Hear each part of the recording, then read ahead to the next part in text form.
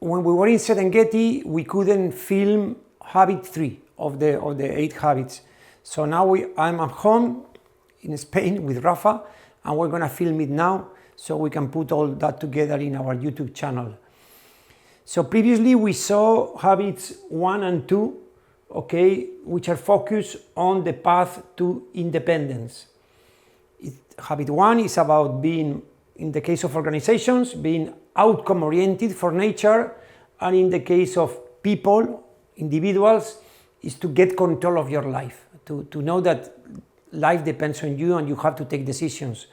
Habit 2 in organizations is to create a clear and inspiring vision. In the case of people, it's about having a personal mission statement, okay? From these two, habit 3 derives, and this is probably the most important of all, or in my experience, the one that is going to bring more attention to the participants, so that's why we are creating a whole chapter for this, okay? So let's look at from 1 and 2, we move to 3, and 3 is about planning accordingly, okay? We decide that we have control of our life, we decide that we are gonna have a mission, what's important for us, and then we take that into plans. So we take decisions to implement that, okay? So this is probably one of the most important concepts that is going to be around in our training and that I've been thinking lately. Look at this time management matrix, okay? When we have to decide which activities we're going to put energy, we're going to spend the days, the weeks, our years, we have 4 types of activities, okay? Some that are important and urgent, okay? We're going to call these quadrant 1 activities. Then there are activities that are urgent, but they are not important, okay? That's quadrant 3. And what we're going to do is focus on the importance of quadrant 2 activities. Activities that are important, but they are not urgent, okay? And then we have quadrant 4, we are not going to look at that. Those, they are not important and they are not urgent, okay? So things that are urgent and important, okay? Crisis, pressing problems, things that have a very clear deadline. I mean, you have to present a proposal. There's a very clear date that if you present it one day after, then it won't be accepted, okay? A literal fire that you have to put off. Those are things that are important and are urgent, okay? Then we have things that are not important, but they are urgent. People that call you and you have an interruption, you have to go to a meeting that you have to go there, but you don't know why you're there. Mails that come to your inbox and they say that they want a rapid answer, but maybe they are not a priority. And then we have things that are not urgent, but they are important, okay? Quadrant 2. Activities to prevent problems, taking care of the geese caring activities, building relationships for the future, recognizing new opportunities, planning, recreation, okay? And then you have activity, quadrant 4, things that are not important, that they show up there, and we spend time procrastinating, or whatever is called that, just because we don't want to do the other things, okay? So let's look at examples of quadrant 2 activities at the organizational level, okay? Things like taking time to identify the priority parks to work within Africa. That's something that African parks, during COVID, they couldn't do many things. COVID stopped lots of activities, so it's okay. Now that we have time, what we're going to do is do a priority setting exercise, and they came out with 162 important parks in Africa, okay? So taking time to plan ahead and to identify strategic priorities for the next 10 or 20 years. Plan, prepare, and have an annual meeting for the whole organization and your team, okay? So allotting or setting aside time so that once per year. Everybody gets together, they discuss what's going to happen in the year, what they're going to do in the next year, they enjoy each other, you do relationship building, you do strategic planning. So you take time for something like that that is important, but it's not urgent, okay? Quarterly planning sessions with your team, okay? So you as a coordinator, you decide that every 3 months you get all your team together and you review results, you decide the objectives, how are you going to achieve them. High quality, long conversations with peers. This is clearly something that is not urgent, but that you allocate time to talk with other conservationists, other important people in your organization. This could be like a long drive for hours, so you talk in the car, sitting around the fireplace, and just to have high quality conversations. High quality conversations are conversations that don't have a very executive agenda. You don't talk only about activities. They take time, they flow naturally, and surprises happen, okay? Planning and implementing group celebrations after major achievements, okay? You have released 7 rhinos somewhere, or the first jaguars in Argentina. So that's taking a lot of pressure, stress. So finish that, and instead of going directly to the next activity, you allocate time, energy, resources. So you celebrate, you do team building, and the people recharge their batteries and their energy, and they are inspired for the next one, okay? Visiting other projects, spending time visiting projects of other organizations, your same organization in another area, learning from other projects on site. Not urgent, important. Doing physical training with your team members. That's something that we saw in Gonaresu in 23. Okay, while we were doing the training there, we saw that the team had the habit of once per week, everybody was invited to get together early in the morning, and they will be doing physical training. You will see the better fit people like the rangers with the people working at the administrative office, all together, sharing time at their different paces and rhythms, but everybody taking care of everybody, of each other. Good for the body, good for the mind, good for the soul, in the sense that it strengthens relationships. It's interesting because Ian Munyakindi from Akagira, from Rwanda, saw that in Gonaresu and implemented it in Akagira. And next year when we went to Akagira, they were doing that. So that's an example also. By visiting other projects, someone learned something that they were doing and implemented it in another area. Again, all these things are important if you think about them. None of them are urgent. You don't have this huge pressure from your bosses or from the world that you should do that, okay? Invest in training your staff and team members, okay? Investing in training like you are doing here with the effective conservation training, or what you are doing now if you are watching this video. So you invest time instead of just writing reports or doing things that are urgent. You take your time to listen to what we're saying now, okay? So these are examples of quadrant 2 activities. Important, not urgent, okay? Let's move at the individual level, okay? Take time to think about what's important for you. This is clearly very important. If you don't know what's important for you, you're going to be lost, and you're going to be just following and reacting to what the people throw you on your table, and you don't know what your priorities are. So to take time to think about what are your priorities, thinking about your mission statement, is clearly very important, but it's not urgent. Nobody's pushing you to do that. So you have to allocate time, and you have to think about what's the best way for you to think. Maybe running, maybe going for a 2 days hike, going to the sea, wherever, okay? Reading books or listening to podcasts or audiobooks that help you to become a better professional, okay? Spending time educating yourself, or maybe watching this video on YouTube that you're watching right now, okay? To become a better professional. Sharpening the axe, okay? Recharging your batteries.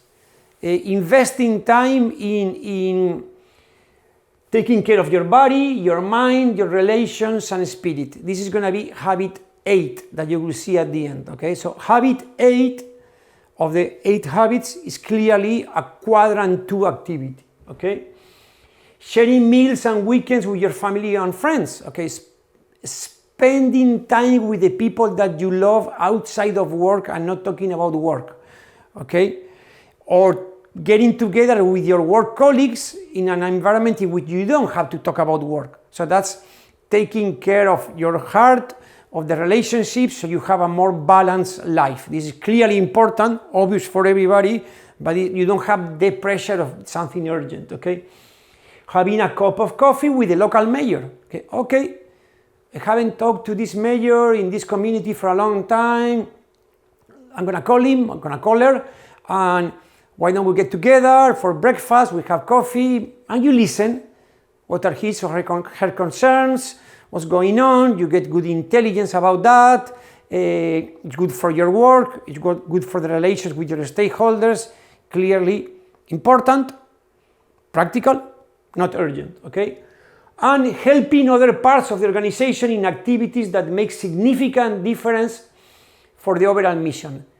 Investing time in helping your colleagues, even if it's not part of your strategic plan, even if it's not part of your priorities and nobody's pushing to do that and you have to do it right away, is leaving that space to be a real teammate and helping other parts of the organization to achieve the collective mission of, not of your program or your team exactly, but of the whole organization. So what happens if we live mostly in quadrant 1? Okay, the results. Typically high levels of stress because you are always putting off fires, literally or metaphorically. Burnout, you feel that you don't have control of your life, that everything is a crisis, everything is urgent. Crisis management, all the time putting out fires. This typically will have a negative effect on your relations with your colleagues, with the people that work in the organization, because you are always stressed and you are always nervous and you are always strong-wired, and with your friends and with your family, okay? Which means problems at home and lack of balance. If you live in quadrant 1 all the time, people around you, the people that you probably care the most, are not going to be very happy with the energy that you transpire and your level of stress, okay? What happens if we move to quadrant 3, okay? If we spend most of the time in quadrant 3, you are doing things that are urgent, that they're coming to you all the time, but they are not even important, okay? You lack perspective because you are just doing things that are irrelevant, but just because they are on your table. You have no plans or goals, you have no strategy, you are managing crisis again. You don't get a very good reputation as a good, effective worker. You live with shallow or broken relations, and you tend to feel victimized or out of control. Like the world is against me, and what a shitty life I have. So that's if you live in quadrant 3, which is doing things that are urgent. So you are reacting all the time instead of being proactive, but they are not even important, okay? So let's look at quadrant 2, okay? What happens if we can spend most of the time living in quadrant 2? In general, we gain perspective, vision, and creativity. Good ideas come out because we leave a space for good things to happen. We get a better balance, life and work, relations and tasks and people, okay? You have a more disciplined life because you are able to control what happens and what comes to your table. So it brings discipline to your life, and in general, you are managing fewer crises, okay? So that's, if you look at this, yeah, okay, I want to live in quadrant 2, that sounds better. Yeah, but the challenge is why we spend most of the time in quadrant 1 many of us, on this mix of quadrant 1 and quadrant 3. How can we do to move to quadrant 2, okay? Look at this. This is the vitamins that we've been hearing in other sessions, okay? The 4 vitamins: P, performing; A, administering; E, entrepreneuring; I, integrating. So performing is about being effective in the short term. Administering is about efficient in the short term. Quadrant 1, is about P and A.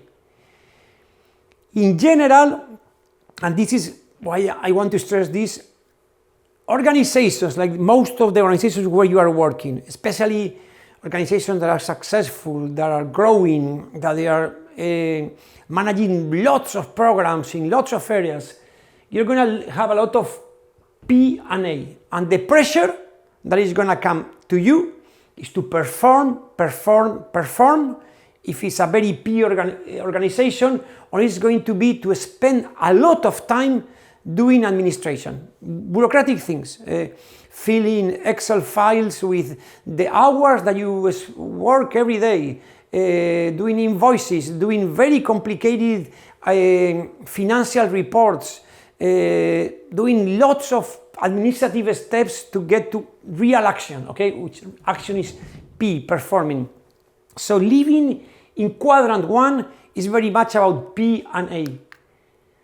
Quadrant 2 is about investing more time in E, entrepreneuring, which is thinking ahead, okay, opportunities, priorities, planning, and most important, integrating, okay, the I vitamin. It's about relations, it's about this thing of taking a coffee with the mayor, it's about celebrating after the release of some animals, it's about integrating your work life with your family life, it's about life balance. So what happens? In general, society, our organizations bring us to quadrant 1 because they are very much focused on P and A and not so much about E, which is thinking ahead, and I, which is integrating and taking care of relationships, because they are not so urgent. Everybody acknowledges that they are important, but when pressure comes, they bring you from here to here, and you forget about E and I, and you move from quadrant 2 to quadrant 1, okay? This would be a good metaphor in that sense. I mean, if you live in quadrant 1, lots of P and lots of A, you're going to be maximizing your day. Look at the image here, okay? All totally full, and you go down. If you tend to live better in quadrant 2, you are optimizing your day, and you leave room to breathe, okay? So think about these months, years, and the difference between this maximizing your day logic and society brings you to that maximization, to that P and A, to that quadrant 1, compared to optimizing your day, like leaving room to breathe, running, thinking, enjoying food, going to movies, doing things outside of work, okay? So you can optimize your day in the short term, and you project that in the long term, okay? So, okay, I think that by right now I kind of convinced you that why it's important to spend time in quadrant 2. This is part of the book that this is based, so it isn't my invention, and it kind of makes intuitive sense. So how can we move from living in quadrant 1 to living in quadrant 2, okay, to spend more time in quadrant 2? Very important. To do that, habits 1 and 2 are the basis to habit 3. You cannot move to quadrant 2 if you don't work the first habits first, okay? So we saw that before. First one, assume that it's your responsibility to have control of your time and life. Have control of your life, habit 1. If you don't assume that, you are not going to get ever to quadrant 2. Okay, that means be aware that you are going to get lots of pressure from outside to move out of quadrant 2. There's going to be lots of pressure from the organization, from society, the concept of success, to focus on things that are urgent and doing crisis management and even creating false deadlines. This is one of the classic mistakes. We need to build this house or we need to release these animals for April. But who decided that? There wasn't any weather or climate condition. The donor wasn't putting pressure on that. It wasn't like there was going to be some kind of window of opportunity that was going to close. It's something that those are self-imposed deadlines, okay? So be aware that the world in general, at least the working world, is going to bring you out of quadrant 2. So that's important, yes, that the pressure is going to go in that direction. Second, remember that not having control of your time is not a sign of being a devoted professional. For some weird reason, and I don't know, it comes from Hollywood movies, it comes from the, I don't know, business world or wherever, there seems to be cool for some people like, yeah, I have lost control of my life. I'm so busy that I cannot manage my agenda because I'm working all the time. That seems to be cool, but don't think that that's the way it should be, okay? Spending huge amount of hours putting off fires and managing crises doesn't turn you into a devoted professional. It turns you into someone that is not being effective and is losing control of his or her agenda, okay? And finally, this is at least important for me, saying that I am sorry all the time doesn't solve the problem. You see this again in movies, it's part of the narrative. It's, I'm sorry. I mean, the third time you say I'm sorry about something is because you are not changing it. So if I'm managing someone in my team and does the same thing 2 or 3 times and saying I'm sorry, I mean, forget about I'm sorry, just solve the problem. Saying I'm sorry doesn't solve the problem, okay? So if you feel that you are losing control of your agenda, saying I'm sorry to your wife or to your husband or to your family or to your boss or to your teammates doesn't solve the problem. Just better take control of your life, take responsibility, plan ahead, and try to get out of that situation. This is actually habit 2, okay? Know what's important for you at different levels, okay? Work, family, yourself, friends, etc. If we don't know what's important, there's no way we're gonna be able to live in quadrant 2 because we will always be pushed to what is urgent and not to what is not urgent but important, okay? We saw that in the previous session, okay? This is an example of a mission statement. I told you that this is an exercise that I did. So creating your mission statement is the way to know what is important for you, and then that will help you as a compass to decide things that are important but they are not urgent, okay? So we have those 2 things: get control of your life, assume that you need to have control, then decide what's important. Then very important, learn to say no. But the only way in which you can say no in a right way is if you know what's important for you. So if you have work habit 2, okay? Don't be scared of being unpopular. Sometimes just saying no to something. You're going to be invited and you're going to be pressed to do things that are not important and they are urgent. Popular things like, I don't know, having coffee somewhere or going to some kind of birthdays or whatever, that they are not important for you. This is not the right group where you want to be. So don't be scared of being unpopular. Say no, be respectful, okay? Be firm but respectful, but don't learn to say no to things that are not important, okay? Even if that will make you unpopular for a while. In my experience, in the long term, if you are polite, if If you take care of the relation but you are firm on the task, why you don't want to do that?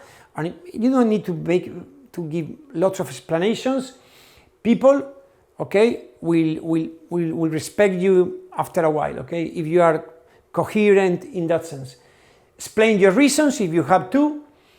It's better, and that's my advice, to manage low intensity conflict, which is sometimes saying things or doing things that are not unpopular, as long as they are not openly rude or aggressive, okay, than losing control of your energy and relationships. Sometimes we lose control of our life, of our time, because we are afraid of saying no to things, which is low intensity conflict. At the end, it's not the end of the world to say no to some things, as we are saying here, okay? So third, learn to say no. So means mostly learn to say no to quadrant 3 and quadrant 4 activities, things that are not important, even if they are urgent and you have a pressure there, and don't start wasting time watching TikTok videos for 2 hours because you don't want to face the other things, because that's not important and it's clearly not urgent, okay? So learn to say no, have discipline to say no to these things, to TikTok, for example, again. And the more time you invest in quadrant 2, the more time you invest in these things, the less time you will invest in quadrant 1, okay? So by doing things that are preventive, that are proactive, and they are not reactive, you will leave more time here. By that will come as a clear result. You will always have to live in quadrant 1 part of your time, but you want to spend most of your time here, 0 time here in quadrant 3 and quadrant 4, and that will reduce also your quadrant 1 activities. To move from quadrant 1 to quadrant 2 is very important to plan accordingly, based on your priorities, based on what's important. So don't let yourself go. If you don't plan, you're going to be reactive. If you plan, you're going to be proactive. So you work at different time scales, okay? And in different roles. You need to plan work, family, community, friends, yourself, taking care of yourself, sharpening your axe.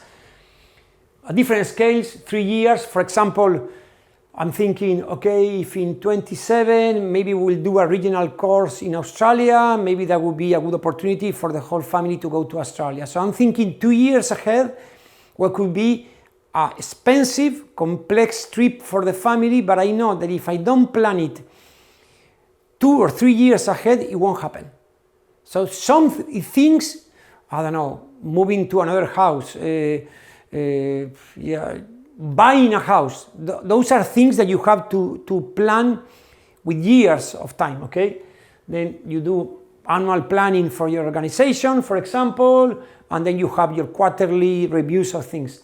But what I want to stress here is that the real practical scale in which you are going to learn to manage your time and to spend more time in quadrant 2 is the week, okay? The week is a very natural way to manage your time and to plan it, because it's accepted by every society.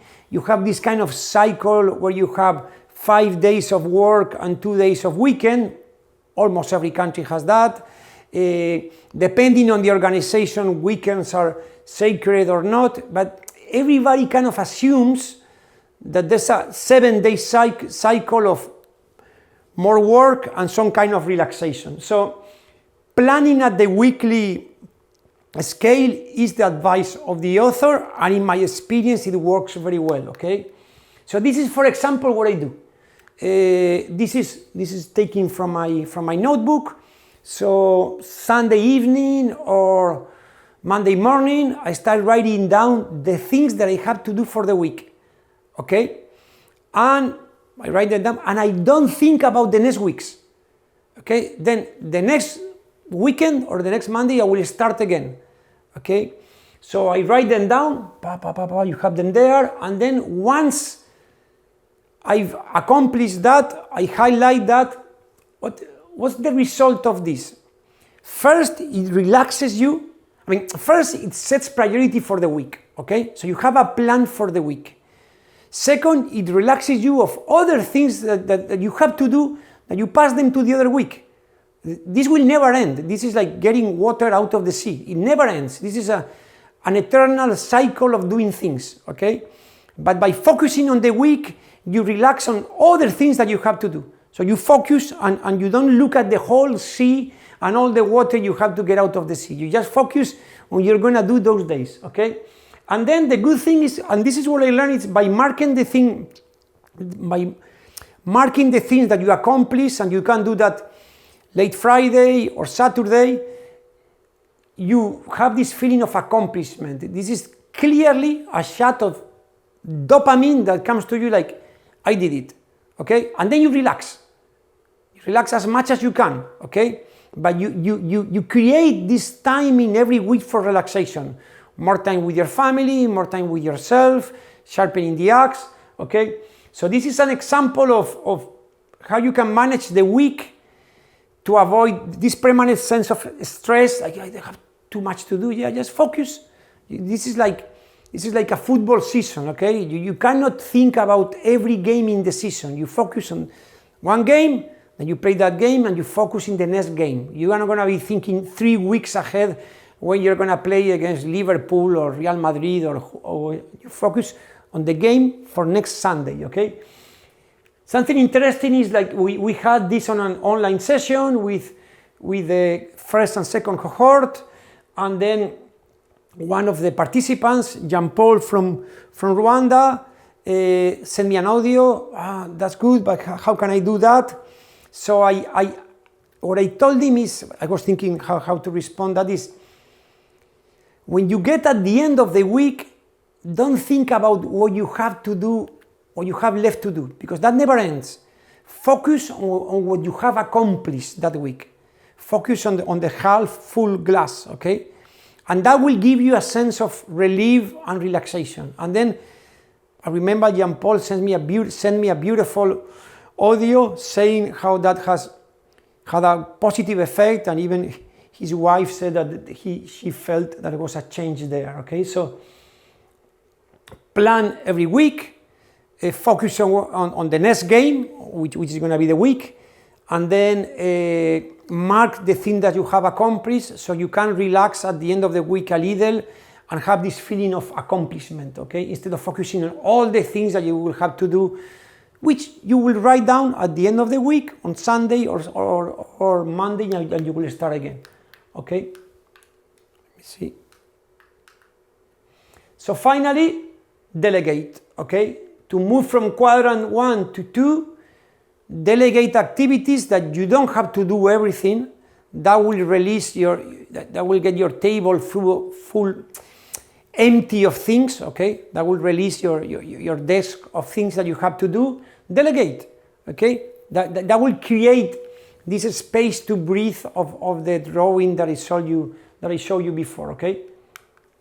So this is just a summary of how to manage the habit 3, how to move from living in quadrant 1 or 3 to quadrant 2, take control of your time and life, know what's important for you, learn to say no, plan accordingly, and the importance of doing it weekly, and to mark what you have achieved, so you have this sense of achievement, and delegate as much as possible.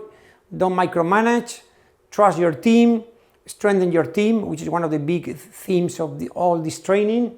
And yeah, I think that will make your life much better, and this will be the summary of habit 3. Thank you.